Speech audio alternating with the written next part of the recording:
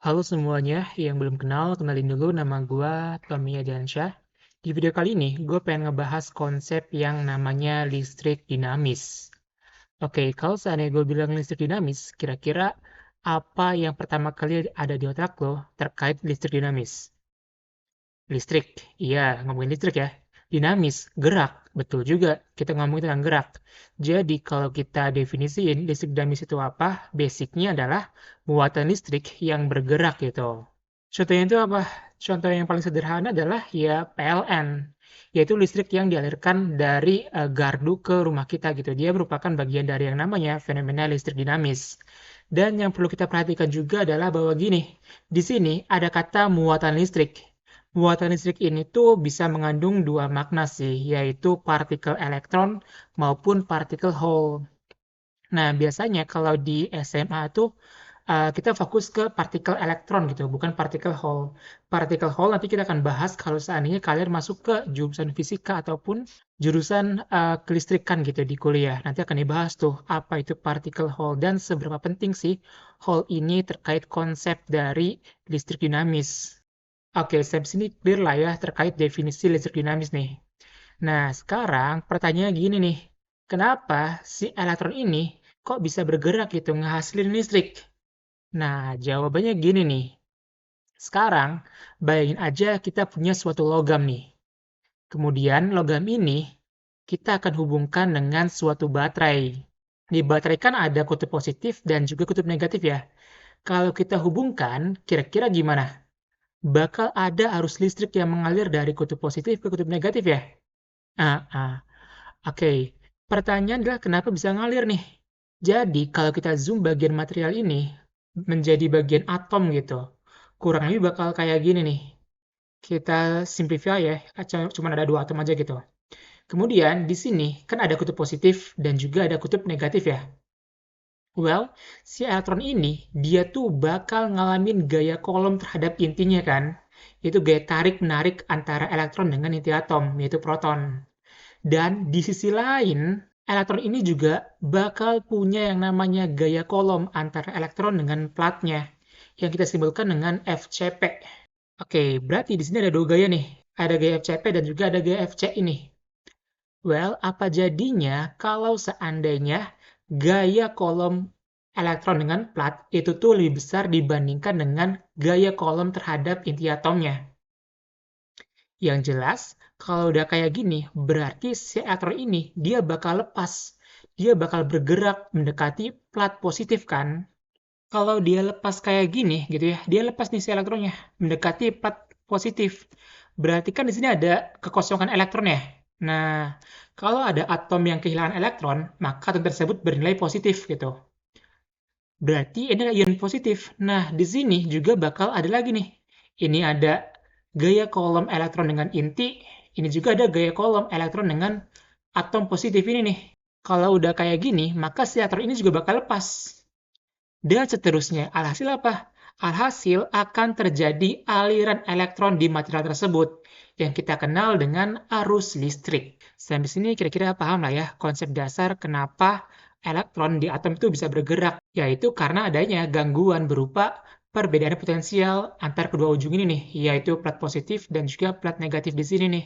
Well, kalau udah paham, coba yuk kita perdalam aliran elektron ini, atau yang kita kenal sebagai arus listrik.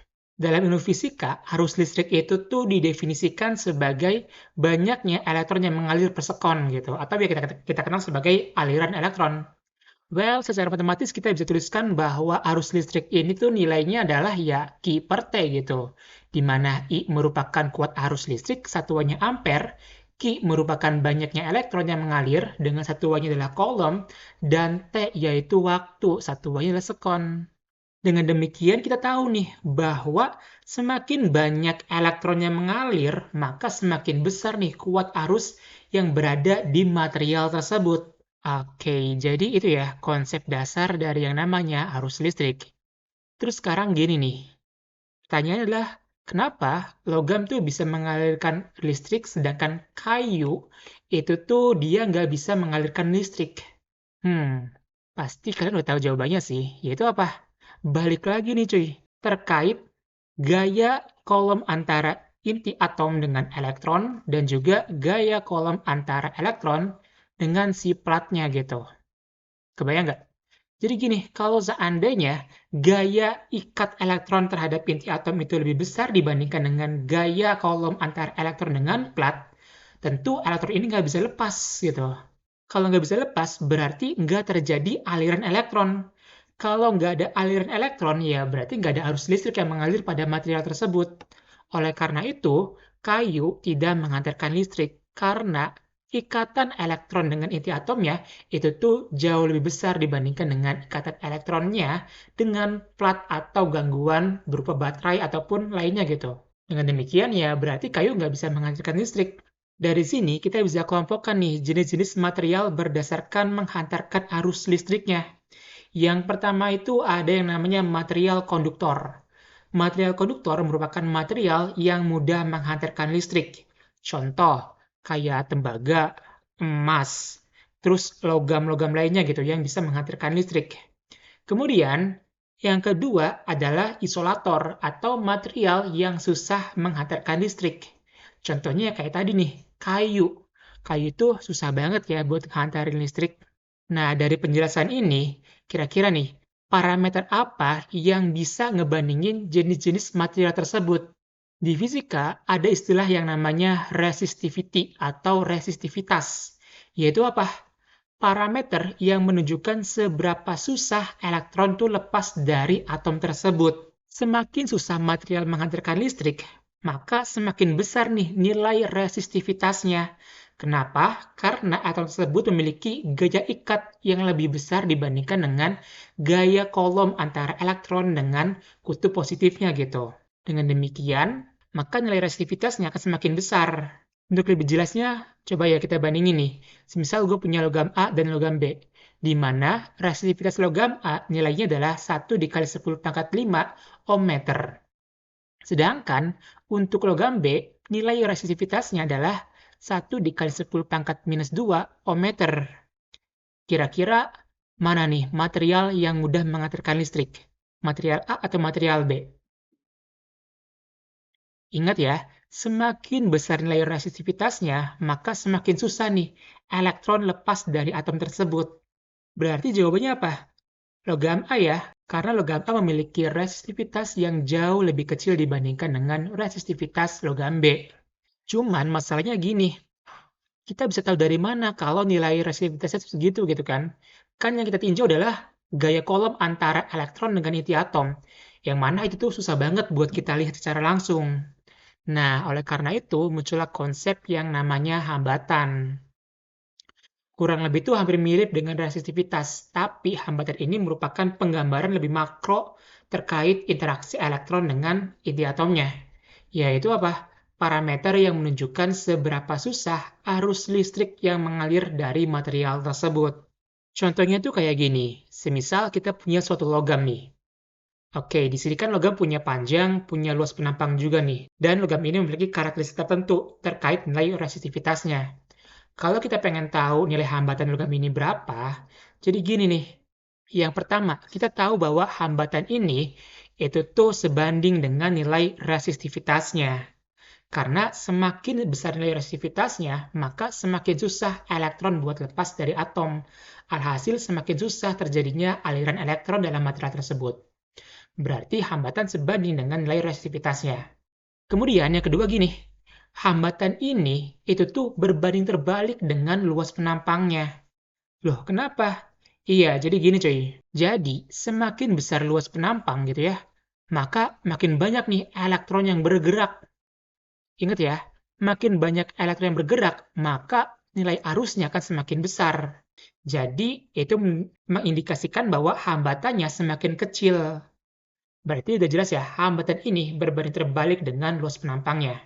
Dan semakin panjang kawat tersebut, berarti kan interaksi elektron dengan inti-inti atom yang dilewatinya semakin banyak. Alhasil, gaya hambatnya akan semakin besar. Oleh karena itu, hambatan ini sebanding dengan panjang kawat tersebut. Dari informasi ini, kalau kita simpulkan, berarti nilai dari hambatan itu adalah Rho sama dengan L per A, di mana R ini merupakan hambatan, satuannya adalah ohm, kemudian Rho yaitu resistivitas, satuannya adalah ohm meter, L adalah panjang kawat, satuannya meter, dan A merupakan luas penampang, satuannya adalah meter persegi. Sampai sini kita udah ngebahas terkait konsep aliran listrik dan juga hambatannya. Nah, sekarang kita balik ke kasus di awal, yaitu yang ini nih. Di mana kita punya suatu logam, kemudian kita aliri listrik dengan suatu baterai. Kira-kira semakin besar tegangan baterai ini, apa nih dampaknya terhadap arus listrik yang mengalir pada logam tersebut? Fenomena ini tuh udah dibahas oleh yang namanya Ohm, yang dikenal dengan hukum Ohm. Sederhananya, hukum Ohm merupakan hukum yang ngebahas terkait arus listrik yang mengalir pada suatu benda, itu tuh sebanding dengan tegangan yang diberikan. Contohnya kayak tadi nih, semisal ya, kita punya dua logam deh, logam A sama logam B. Kemudian kita ukur nih, arus listrik yang mengalir pada logam tersebut. Kita gambarkan grafiknya. Pada sumbu X terdapat nilai tegangan, dan pada sumbu Y terdapat nilai kuat arus listrik. Ternyata, berdasarkan eksperimen diperoleh informasi bahwa kurvanya kurang lebih bakal kayak gini nih. Logam A dan logam B memiliki kurva yang lurus gitu ya. Artinya, semakin besar nilai tegangannya, maka semakin besar nih kuat arus listrik yang dihasilkan. Tapi, bedanya gini nih. Pada tegangan yang sama gitu ya, ternyata nilai arus listrik yang dihasilkan itu berbeda. Kalau kita lihat dari grafik ini kira-kira nih, logam mana yang bagus buat menghantarkan listrik? Ya, logam B lah ya. Jelas nih, di mana logam B ini memiliki nilai IB yang lebih besar daripada IA. Berarti dari sini ada faktor hambat gitu, nilai hambat atau hambatannya yang berpengaruh terhadap result dari kuat arus listrik yang dihasilkan. Untuk lebih jelasnya, coba kita pakai mem kali ya buat ngejelasin hukum Ohm ini. Di sini ada 3 orang nih gitu ya, ada volt, ampere, dan ohm. Di mana di sini si ampere ini didorong oleh yang namanya volt. Semakin besar voltnya gitu ya, yang ngedorong si ampere, maka si ampere akan bergerak semakin cepat kan. Sebaliknya nih, semakin besar energi ohmnya gitu ya, yang hambat si ampere, maka nilai arusnya akan semakin kecil. Dari sini kita bisa simpulkan bahwa arus ini itu tuh sebanding dengan tegangan yang dihasilkan. Ya nggak sih? Semakin besar tegangannya, maka arus yang dihasilkan semakin besar. Sebaliknya nih, semakin besar nilai ohmnya, maka nilai arus yang dihasilkan akan semakin kecil. Atau I berbanding terbalik dengan nilai hambatannya. Dari sini kalau kita simpulkan, maka nilai I sama dengan V per R. Kalau kita rapikan, maka nilainya adalah V sama dengan I dikalikan dengan R, di mana V merupakan tegangan, satuannya adalah volt, I yaitu kuat arus, satuannya ampere, dan R merupakan hambatan, satuannya adalah ohm. Oke, jadi ini merupakan penjelasan singkat mengenai listrik dinamis tahap 1 lah ya. Untuk tahap 2-nya mungkin nanti kita akan bahas di video berikutnya. Sampai jumpa di pembahasan berikutnya.